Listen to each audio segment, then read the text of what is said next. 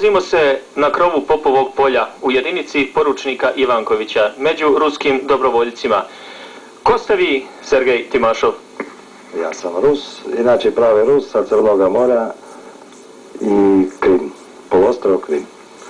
Šta vas je dovelo ovdje u istočnu Hercegovinu? Dovela prvo što sam oženio u Crnoj Gori, inače crnogorski zet, ali ja ne možem da podnesim takvo pitanje Hrvatskoj prema Srbiji i moram da pomažem srpskom narodu koliko ja možem.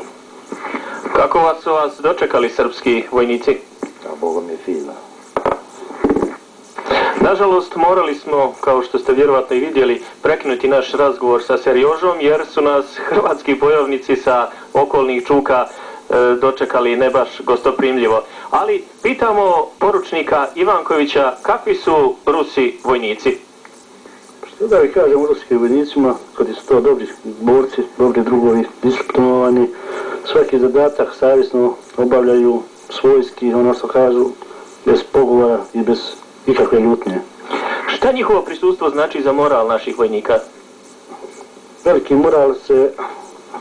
je moral u našim vojnicima kad su oni tu prisutni, jer svaki zadatak koji se izvršava se zajedno sa njima.